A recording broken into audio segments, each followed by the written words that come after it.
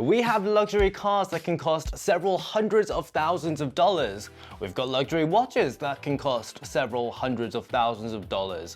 And we even have luxury smart rings that can cost many thousands of dollars. But something that people often wonder about is, why can't you buy a luxury phone? The most popular phone in the world right now, the iPhone 17 Pro Max, is actually one of the most expensive phones that you can buy. It tops out at around $2,000 for the 2TB version. So if I wanted to stand out from the crowd and spend $5,000, $6,000, $10,000 on a phone, why don't I have the option of doing that? Well, there has been a brand that caters to that particular audience, and it's called Vertu, and I've got one of their phones with me today. This is the Vertu Ascent Ti, which in 2007 cost a scarcely believable $10,000. Yet this cost as much as 20 original iPhones. Truly insane. You could have either have bought one of these for yourself or an iPhone for literally everybody in your high school class. I remember begging my parents to take me to the high-end jewelry store as a kid so that I could stare at the Vertu display and just hope for the day when I could even just touch one of them. And almost 20 years later, here we are. We finally have one in my hands. Could it possibly be worth the 10,000 American dollars these cost back in the day? And what has happened to the brand today?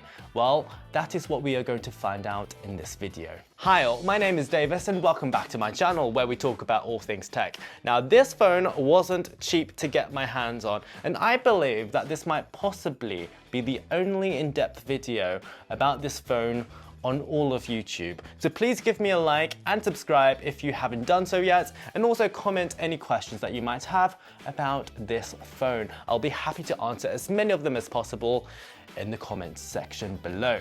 And this video is brought to you by the luxury Arc Pulse case for the iPhone 17 Pro, which gives you a little taste of that luxury Vertu experience, but on a budget and on your iPhone today. Stay until the end of the video where I will give you that sweet, sweet promo code. So first up, who and what the hell is a Vertu? Well, Vertu was a luxury mobile phone brand founded by Nokia in 1998, and its aim was to create luxury, handcrafted mobile phones made with the finest materials for a discerning audience. To this day, these were the only phones to be made in the UK, which says a lot about the state of manufacturing in the country, really, doesn't it?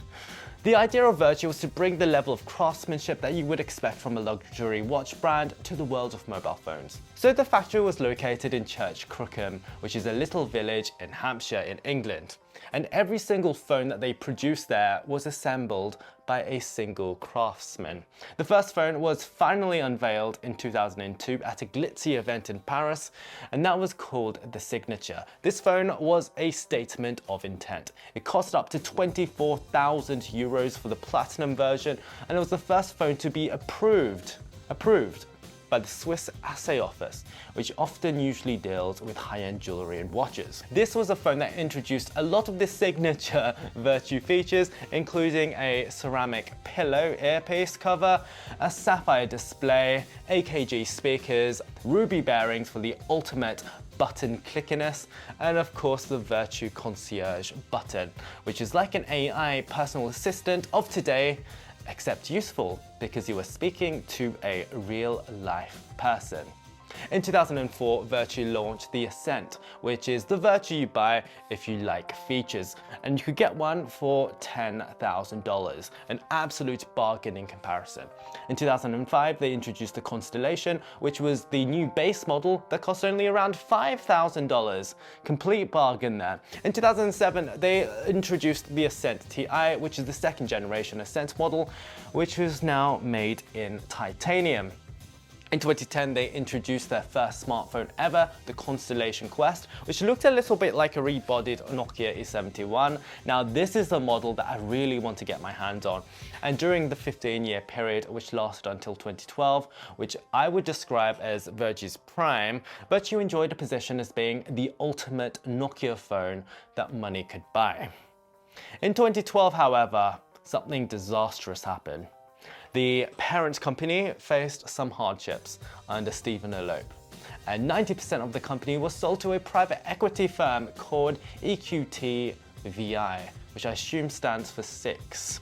Now, this was the period of time where Vertu began to look beyond the Nokia-based S40 and Symbian-based operating systems and started to create Android-based smartphones, including the new Ascent Ti, which was an Android smartphone that cost around $10,000, and it was soon followed by the Signature Touch and Aster lines, which were all Android smartphones made in the same English factory with the same production processes. As with most technology private equity sales, this wasn't exactly a successful venture, as without the support of Nokia, the company actually had to find some profitability, and it turns out that the idea of a $10,000 Android phone just wasn't too attractive, and the company was then sold to Godin Holdings in Hong Kong in 2015. Unfortunately, this period of time was arguably even more disastrous, but at least we could see that the company was at least trying to keep up to date with specs, and the Signature Touch in 2015 did have a Snapdragon 810 processor,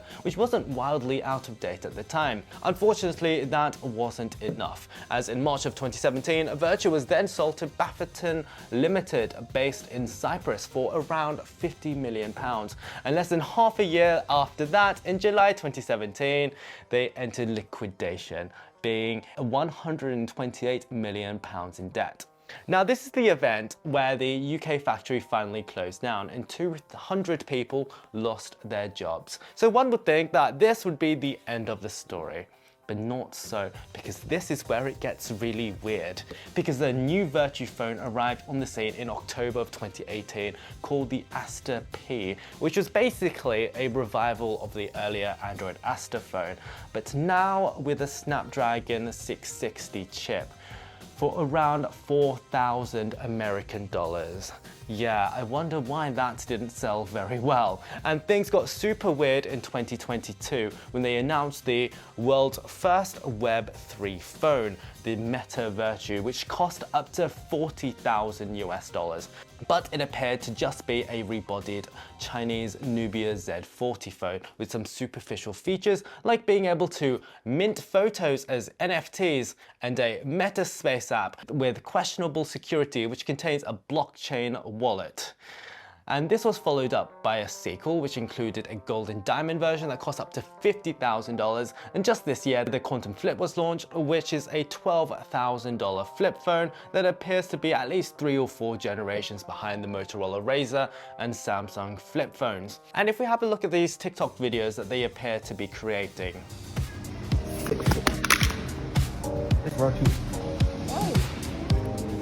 Check. Natural form. Okay. Well, why does it feel like that they're just some sort of dodgy Eastern European, Russian, or Chinese scam company? Well, it's because they might be. Because since Vertu's bankruptcy, they appear to be 2 Vertu companies that have been operating. There appears to be a Chinese company that actually appears to be creating the hardware, and a French company that appears to have been formed in 2017 following the collapse of the original company. The French company called Vertu AK France accuses the current Chinese incarnation of Vertu of massive accounting and financial fraud. And they claim to be the actual owners of Vertu's intellectual property, but they haven't really done anything with their name. But it gets deeper than that, because the French company is tied to Vertu's final owner before the collapse, Turkish businessman Hakan Uzan, whose Cyprus-registered company purchased Vertu from Hong Kong group Godin Holdings for £50 million. Yep, he's that guy. He's controversial because he's currently exiled from Turkey and was tied to the Telsim scandal in Turkey, which was once the second largest mobile network in Turkey. But he was accused of defrauding both Nokia and Motorola of $3 billion. After the scandal, Uzan fled Turkey and now resides in both France and Switzerland. So basically, the owners of the Vertu IP, which was Nokia's luxury arm, is now owned by someone who has defrauded Nokia of billions. I just love that sweet irony. So now that we've learned about the very convoluted background behind the brand, now let's have a look at what we are here to see, the Ascent Ti, which is the second generation version of the Ascent, and it launched in 2007. Now, while this was positioned as the mid-range version, this was the Vertu phone to get if you were interested in having features essentially, and it was described as the performance model with plenty of nods to cars and motorsport that we shall see later. I really wish that I used this phone in its prime, or at least before the 3G shutdown, because this is simply an incredible piece of hardware. What I love about this phone is that on the surface, it's quite understated. It isn't like some of the other Vertu models, which are a lot shoutier. This just looks like any other phone from the time, really. And this particular version over here is one of the base models with a plain titanium and also black calfskin on the back. So this would have retailed for between 8,000 to 10,000 American dollars. So now let's have a look at the hardware. And while it is remarkably compact by modern standards, for example, it's considerably smaller than something like this Nokia N9 over here, and even smaller looking again when compared to something current like an iPhone 17 Pro. That doesn't mean that it's lightweight at all, because it's actually remarkably heavy at 160 grams. It feels really, really substantial in the hand. And that is despite, like being some of the more recent iPhone models, it's created of grade 5 titanium alloy, which should mean that it's lightweight, but it clearly isn't. It's rather heavy indeed. And that grade 5 titanium is often used in both the aerospace and motorsport industries, and that inspiration continues with the exposed screws that are dotted around the body. And these exposed screws I'm a little bit annoyed with, because if you have a look at them, each and every one of them is facing a different direction. For 10,000 American dollars, I would have expected them to at least be somewhat straight. But at least it makes every single Ascent Ti unique, I guess. So on the front of the phone, we do have the signature Vertu ceramic pillow earpiece with the brand etched on top of that. Apparently, this little piece of ceramic took more than 5 days to create from start to finish, and it's made of a high polished zirconia ceramic, and it's supposed to be completely scratch proof. And judging by how it looks today, almost 20 years later, they were right. It is completely scratch free. Underneath that earpiece, we have a 240 by 320 QVGA LCD display, which while isn't amazing, as OLED screens were just about to be introduced to the market with the N85 in 2008 and the Porsche Design P9 521 not long after that, this is still a relatively respectable looking 2-inch LCD. And what I love about it is the fact that it is transflexive, so it can be seen under direct sunlight, a little bit like an e-ink display. And what's particularly cool about this display as well is the fact that the glass is made of sapphire, which is something that was unheard of on other phones at the time. Most phones at the time used plastic displays, and the iPhone that was new at the time introduced Gorilla Glass. Vertu said that the sapphire was 2 millimeters in thickness, and each of the crystals took 2 weeks to grow and nearly 2 hours to polish. And I'd say that that effort was completely worth it, as it still looks to be in perfect condition today. Underneath the display, we have our T9 keypad, and these are some of the nicest and most premium feeling buttons that I have ever felt.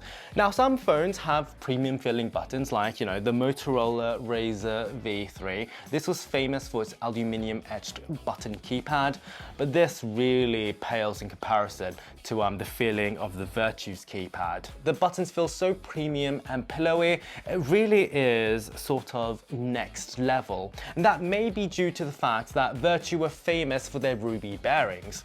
So BlackBerry were famous for demanding that their keyboards rely on metal dome switches that give their keyboards that signature click. But the problem with that is that there's still a plastic or rubber membrane that goes under that, which can wear over time. So what Vertu liked to do was to use 2 ruby bearings to reduce friction and ensure that it continues to click with precision no matter how many times you pressed it. That is just incredible artistry, and that's for a part that nobody will ever see. And there is a problem with that because I can't see it. So I can't confirm if this phone has it or not. I've searched the internet high and low, and I can't find any reference to the Ascent Ti having these ruby bearings anywhere. I know that the earlier model had it, but not this one in particular. So if anybody knows out there, please tell me, because that would be brilliant. But I have to say, either way, whether or not it's ruby, this has to be the highest quality feeling keypad / buttons I have ever felt. What's perhaps even better than that is the lighting, because it is simply incredible. Instead of lights shining through the numbers itself, the lights are actually positioned behind the keys and they light upwards, giving that really classy pull of soft light on each key. It actually reminds me of the lighting on the city of Minas Morgul in Lord of the Rings. It really looks incredible indeed. What is somewhat less incredible though is the joystick, because yeah, instead of a normal D-pad, which would make sense, we have this little metal knob that you have to use to navigate, and it is so awkward to use that it literally gives your, it stabs your thumb every time you need to navigate up or down or to select. It really is just dreadful. And by extension, it just absolutely ruins any gaming potential this phone had. Looking around the phone, on the top of it, we have our power button / notification mode switcher, and it's an equally well damped feeling button. Feels very nice indeed. On the left-hand side, we have a dual stage camera button, which means that yes, we do have autofocus. And over here, we also have a grill for one of the stereo speakers. And I just love how this piece is made of metal as well. There is no plastic on this phone whatsoever. On the other side, we have the famous Concierge button. And on the bottom, we have micro USB. And this was one of the first phones to utilize this port for charging and data with up to USB 2 speeds, just like one of the latest iPhone 17s. And on the back, we have 3 pieces of the softest feeling calfskin leather, which is embossed with the Vertu logo. It's the same type of top grain calf leather that was found in Aston Martins or Bentleys at the time, and each piece is hand cut, glued and fitted onto the titanium shell by hand. And I just wish that more phones had this, because it just feels absolutely incredible. And underneath this piece, we do have the 3.15 megapixel camera with an LED flash. And we've got some more branding as well. And if we have a look at under this, we do have the battery door cover. And you open it by twisting this screw over here. It pops out like so. And then we have the battery. And frankly, the quality of this battery door alone just feels absolutely incredible. This is a phone that fills every bit of the 10 grand price tag. While this phone is 15 years old, if we compare it to something that's a little bit newer, like this 2 grand Porsche design P&I 521, I mean, this thing is literally falling apart. And I believe both of these phones have had equally difficult lives. The quality of the Vertu really is night and day. So what's on the inside of this phone? Well, we do have 3G, which is quite impressive for the time. So we did have access to high-speed data. We've got 4 GB of internal memory, which was a lot for the time as well. And it ran on Nokia's S40 platform, but it was coated with a lovely Vertu skin. So let's have a look at the interface. Like with a lot of phones of the time, there is an always-on display, which shows the time, and it's quite legible under sunlight, but probably not under studio lighting or in the dark. And when we unlock the phone by pressing the joystick and then the asterisk button, we are greeted to an automotive-inspired clock. Sort of reminds me of a Tag Heuer Monaco or something like that. And we even have the fake carbon fiber. To access the launcher, we just press in on the joystick, And then we can see that we've got a 3x3 launcher, just like a lot of other phones at the time. And then we are just reminded by just how horrible this joystick is. It really genuinely becomes quite painful to use it after around 10 seconds. So let's have a look at some of the pre-installed apps.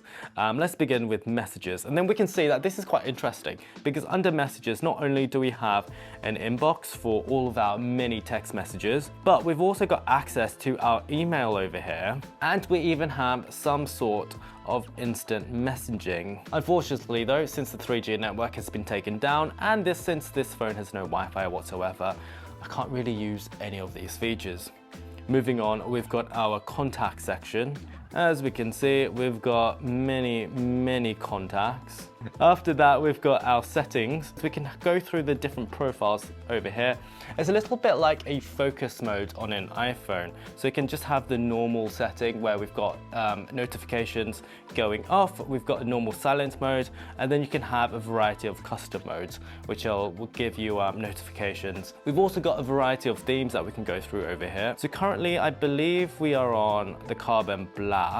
And we can have a play around. Let's see how the carbon red looks. I don't know about you, but that looks absolutely horrible. Let's see if we can find a theme that we like. Let's try tire. And there we go. That is probably the worst of the lot. We can definitely see that these themes are definitely automotive inspired. They are horrible. What's quite interesting is these tones that we have over here. So all of these tones were composed by the London Symphony Orchestra specifically for Vertu, and these were recorded at Abbey Road Studios. So let's have a listen to some of them. So let's listen to some of them. That's acoustic. Let's try a rise.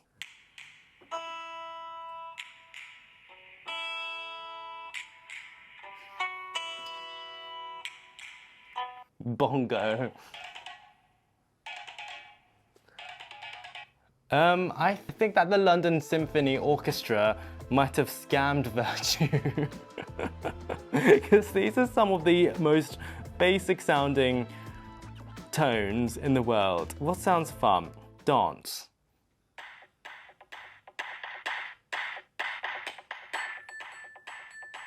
Either way, we can hear that the speakers are indeed very loud, which is something that Vertus were very famous for. The original signature had AKG speakers. I'm not sure if this one does, but it's very impressive indeed. Moving along, next up we have the gallery, and this is where we can see images and photos that we've looked at. So here is a flower that I took an image of.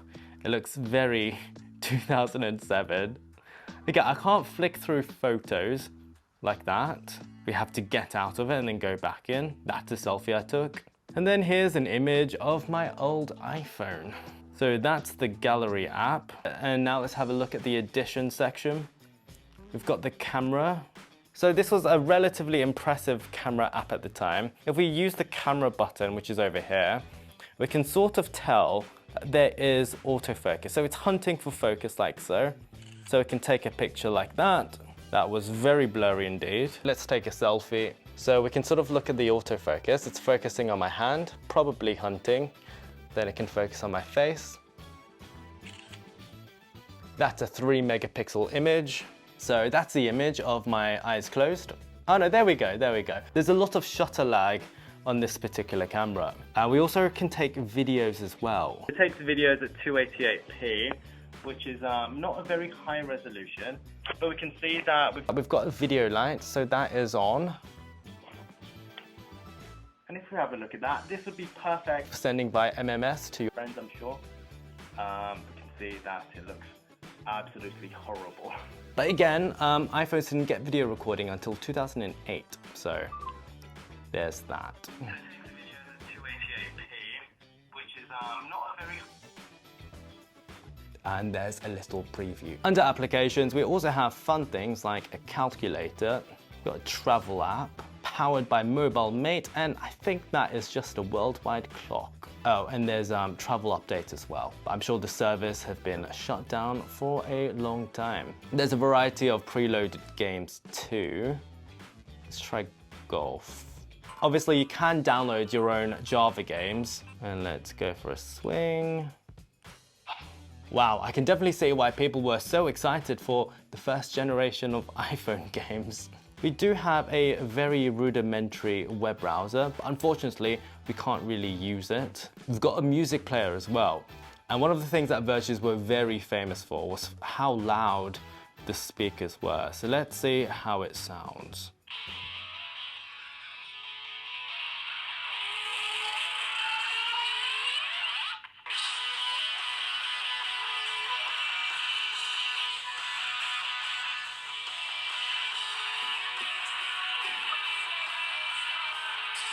That sounds absolutely horrible. Let me compare it to how it sounds on an iPhone.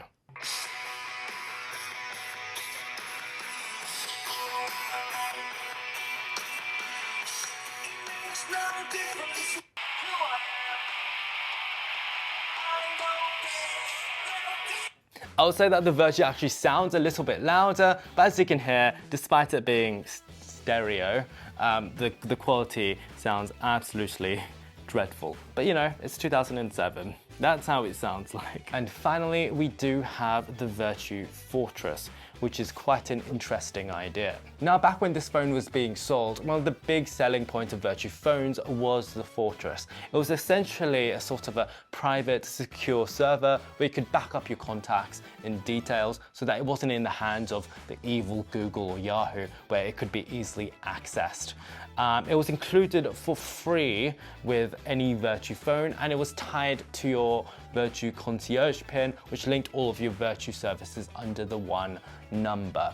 Now, this feature was available up to around 2012, until when the ownership was changed, basically. So finally, let's talk about the final feature. The reason why most people would probably have gotten a Vertu back in the day, and that's the Concierge button. It's rather unassuming looking, but this was the reason why people spent so much money and coveted these devices so much. Now, the Vertu Concierge, if we press this button over here, it's a little bit like a Bixby button on a Samsung. So there we go. We've got Concierge like so. Okay, I don't have a SIM card, so clearly I can't call it.